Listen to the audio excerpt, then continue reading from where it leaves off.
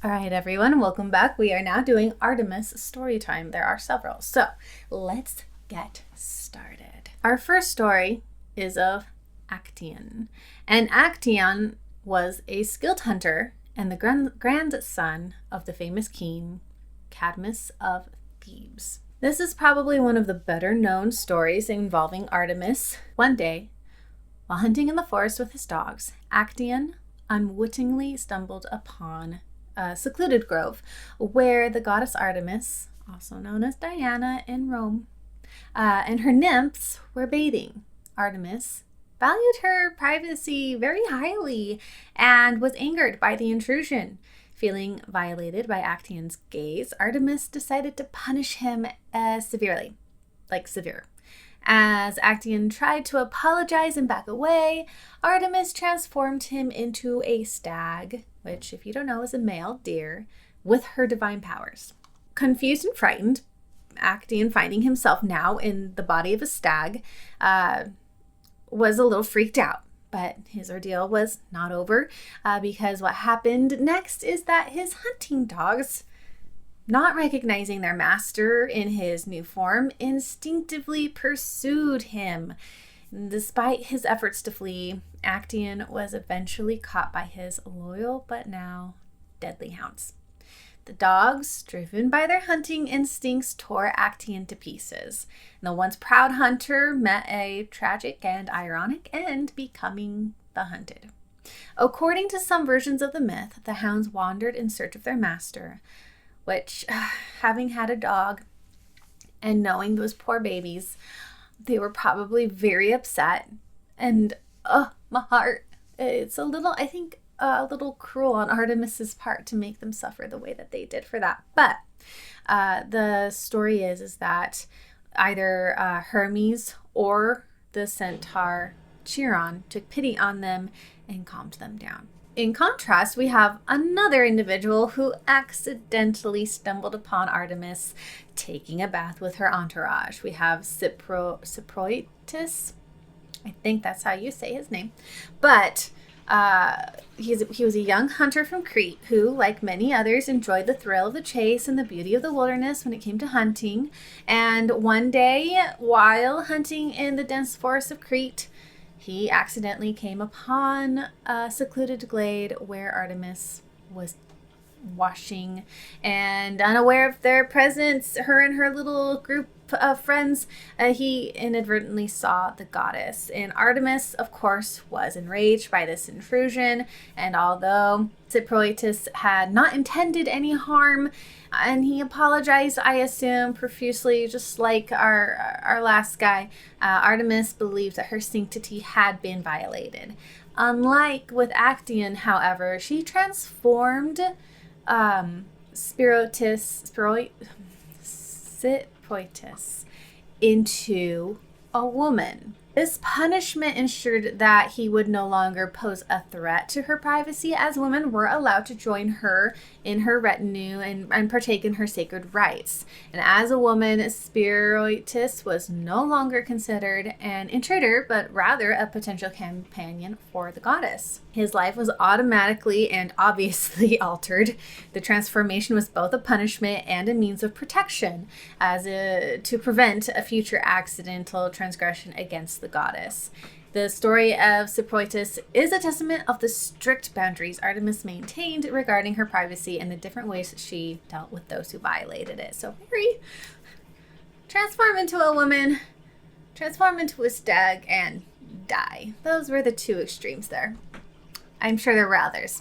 All right, so now we have the myth of Orion, which is another one of the more famously told stories involving Artemis. It's a complex tale of Greek mythology, and it includes Orion, of course, who was a giant huntsman. And he's depicted as a figure both loved and feared by the gods. And his story is filled with themes of love, jealousy, and fate, and has various versions. But this is kind of a compilation of the most commonly told version of it. Now, we have kind of two ideas of Orion's birth. One is that he was the son of Poseidon, the god of the sea, and Uriel, one of the Gorgon sisters. So some accounts say his mother was Alo or I think is how they are said. But Poseidon, being the god of the sea, gave Orion the ability to walk on water, making him an extraordinary figure. Another version has him as the son of Hyrieus, a king of Boeotia. According to this version, Hyrieus was childless and prayed to Zeus, Poseidon, and Hermes to grant him a son. The gods took pity on him, and as a gift, they had a son who was miraculously conceived.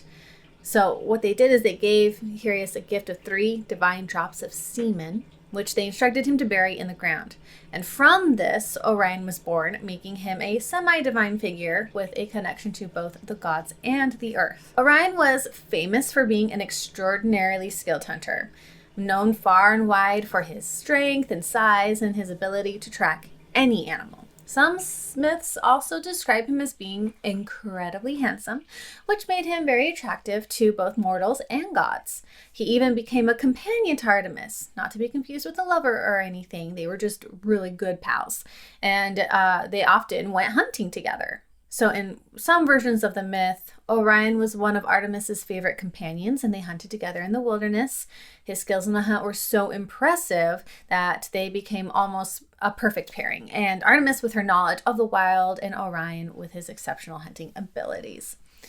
Tragically, Orion does die, as most of Artemis's stories will show. There is a lot of death. In one version, Apollo becomes so frustrated and offended and jealous by Artemis's relationship with Orion that he tricks her into killing him. So the story is that Apollo, jealous of her close relationship, decided to challenge Artemis to prove her hunting skills by shooting a distant target.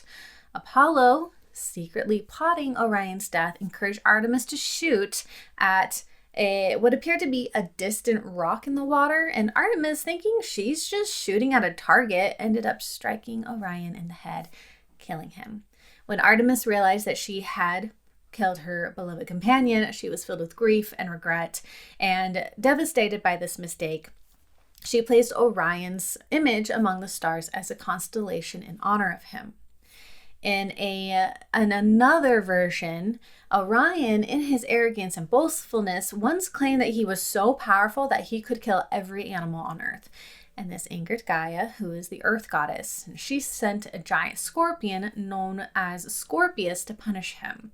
The scorpion stung him to death, and the two were placed in the sky as constellations, Orion and Scorpius. Regardless of the versions of his death, the myth of Orion does not end in tragedy per se. In recognition of his greatness, the gods placed his image in the sky, immortalizing him in constellation. And this constellation remains one of the most prominent and well-known groupings of stars in the sky. It is often associated with hunting and is easily recognizable due to its distinct 3-star belt and the surrounding stars forming the hunter's figure, and are often used as a navigational marker. And this is actually one of the very few constellations that I can pick out and see Orion's belt specifically, just because it's very distinct.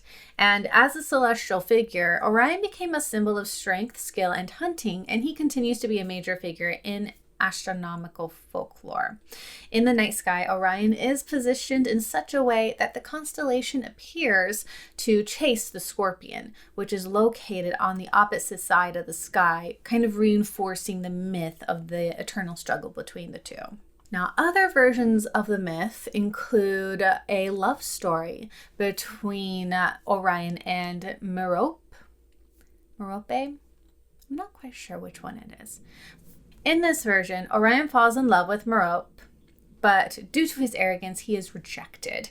And in some versions, he seeks to pursue her, but is killed either by her or by the gods because of his actions. Okay, so now one of the more graphic, because things haven't been graphic already, but another kind of graphic-ish story is the myth of the Caledonian boar hunt. It's intense and filled with heroism, rivalry, and tragedy. It starts with this king of Caledon, Onius, I think, is how you say his name.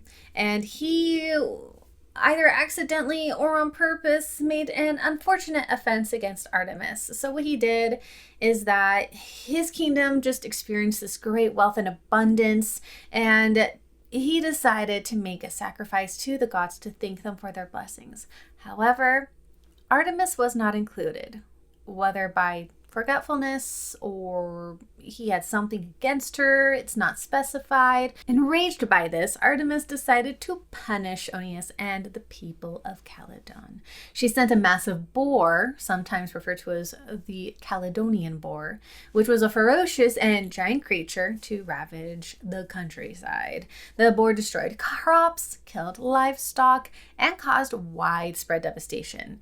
It became a symbol of divine wrath, and the people of Calydon were helpless against it. So what did they do? They called for the greatest hunters in the land to come together and rid the kingdom of the beast. A great hunt was organized, and many of the heroes from Greek mythology participated. So we had Meleager, who was the son of Oeneus and his queen Althea. He was the central hero of the story, whose fate becomes deeply entwined with the outcome of the hunt. Atalanta, who was a renowned huntress and one of the few female heroes in Greek mythology. She was often depicted as swift and strong, a fierce competitor who could rival any man in athletic powers. We had Theseus, the famous hero of Athens, who had previously killed the Minotaur. I was in a play centered around him, and he made mistakes.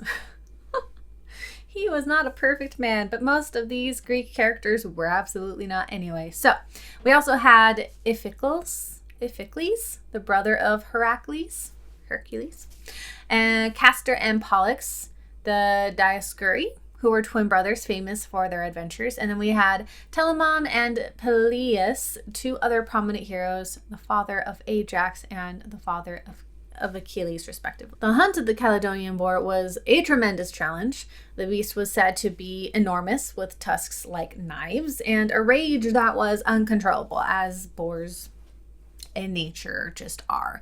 It was a battle between the forces of nature and the greatest of human warriors. Atalanta, one of the few women to participate in the hunt, stood out among the heroes. She was swift and skilled, and in some versions of the myth, it was her arrow that first struck the boar, wounding it, and her bravery and skill made her an important figure in the hunt. The boar fought back fiercely against the hunters. It killed several of the men involved in the hunt, including some of the less experienced participants. The creature's enormous size and viciousness made it an incredibly difficult foe to defeat. Now, Meleager, the central hero of the hunt, was determined to kill the beast and end the devastation it caused. And he is often credited with delivering the fatal blow. Through some accounts, though some accounts differ on whether Atalanta or Meleager struck the final blow. So there's kind of this, it was one or the other. The hunt itself was vicious, and it led to tragic and a bloody series of events, largely due to Meleager's fate, which was linked to a family curse. There's a family curse! Okay, so Meleager's life was tied to a log that his mother, Althea, had received from the Fates at his birth. And the Fates had prophesied that Meleager's life would end when the log in the hearth burned out.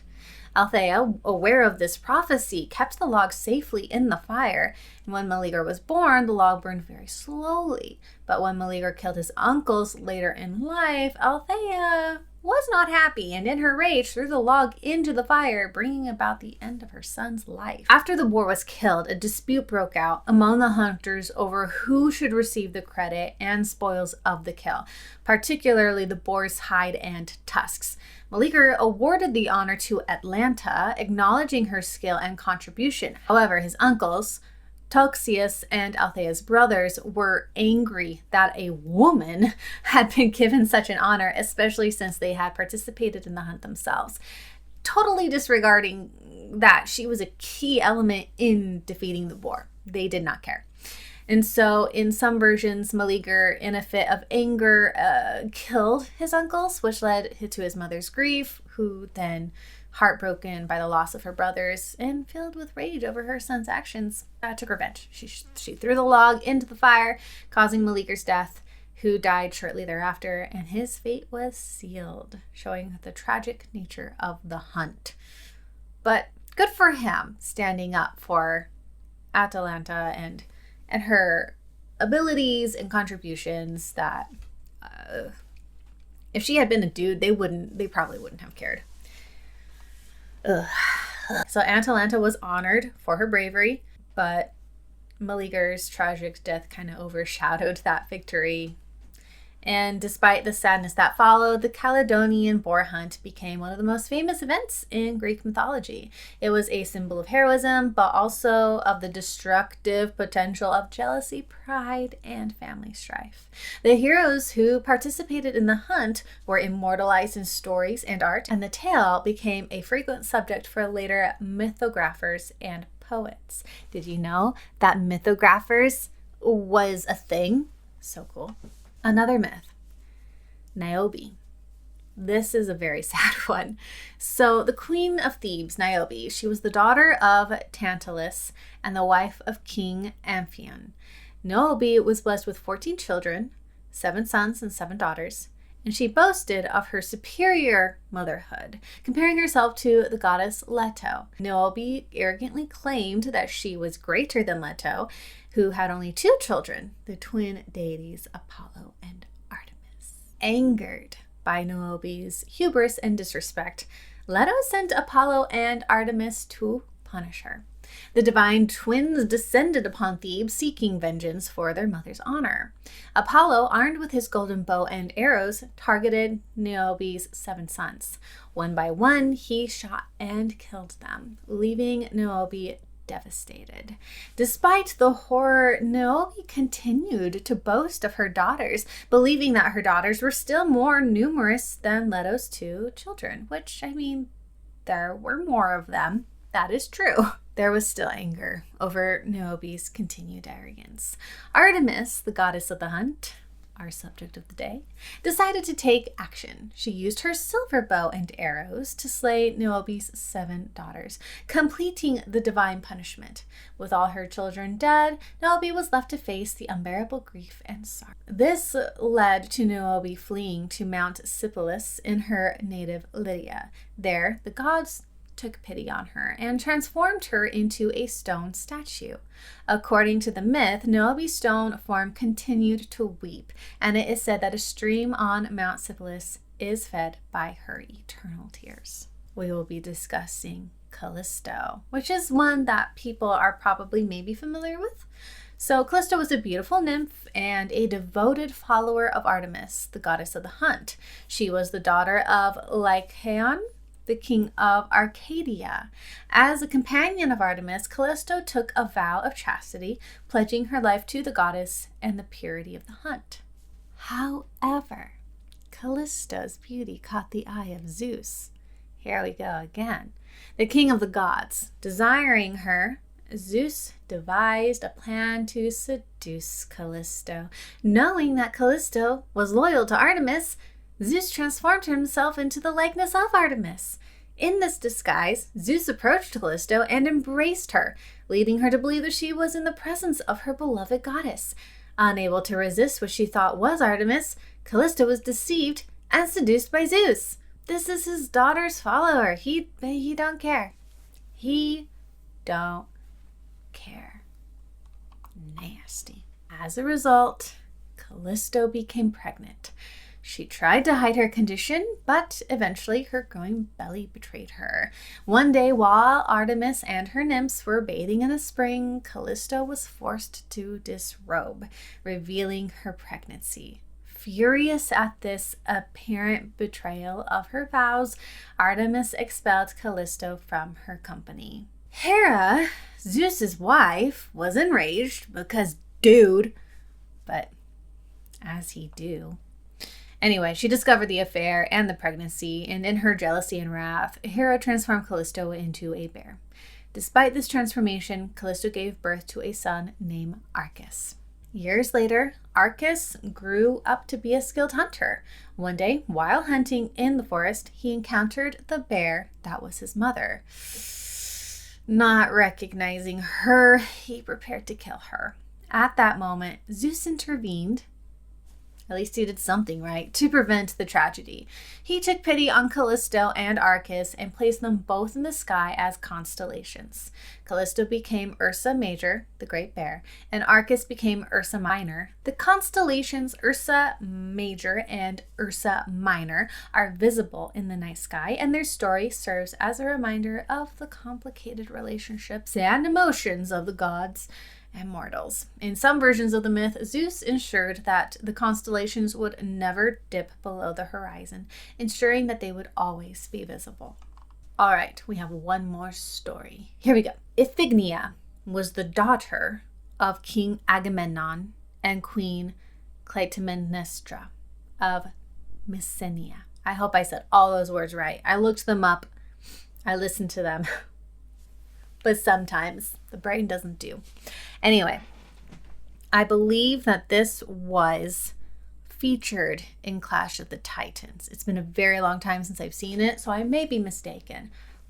But her story is closely tied to the Greek expedition to Troy, which was launched to retrieve Helen, the wife of Agamemnon's brother, Menelaus,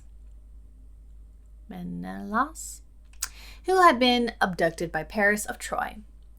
As the Greek fleet prepared to set sail for Troy, they found themselves stranded at Aulis due to unfavorable winds. Oh no, this is not Clash of the Titans. This I did see in the Helen of Troy movie, which had the actress who played the elf in Aragon, the movies. She played Helen, and while she was appropriate for Helen, we're not going to talk about Aragon. I didn't read the book, so I don't get to have an opinion beyond it. It wasn't good. I'm sorry if you liked it. Anyway, they were having a hard time getting their boats up and running. And the seer Calchas revealed that the goddess Artemis was angry with Agamemnon and had caused the winds to cease. The reason for Artemis's anger varies in different versions of the myth, but it often involves Agamemnon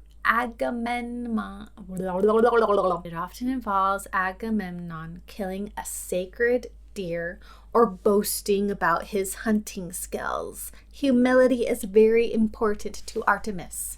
To appease Artemis and gain favorable winds, Calchas declared that Agamemnon must sacrifice his daughter, Iphigenia. Agamemnon faced a terrible dilemma, torn between his duty as a father and his responsibility as the leader of the Greek forces. Agamemnon reluctantly agreed to the sacrifice and summoned Iphigenia to Aulis under the pretense that she would marry the hero Achilles. When Iphigenia arrived and learned the true reason for her presence, she showed remarkable bravery and accepted her fate for the sake of the Greek cause. In some versions of the myth, just as Iphigenia was about to be sacrificed, Artemis took pity on her and intervened, which would make sense considering that her domain is over young women. The goddess replaced Iphigenia with a deer or goat at the altar, sparing the young girl's life. Artemis then transported Iphigenia to the land of the Taurians, which is modern-day Crimea, where she became a priestess at a temple dedicated to the goddess. Iphigenia's story continues with her life among the Taurians, where she served Artemis by performing rituals that often involved human sacrifices. Years later, her brother Orestes, along with his friend Pylades, arrived in the land of the Taurians to retrieve a sacred statue of Artemis. The siblings eventually recognized each other, and with the help of Pylades, they escaped with the statue and returned to Greece. I don't know how you hide from a goddess, but they certainly tried. The story of Iphigenia has been the subject of numerous plays and adaptations, most notably by the ancient playwrights Euripides and Aeschylus. Her tale explores themes of duty, sacrifice, and the intervention of the gods, and it remains a powerful narrative in the canon of Greek mythology. And in the Helen of Troy movie / miniseries, I can't remember what it was that I saw, she was not spared. She was sacrificed, Iphigenia.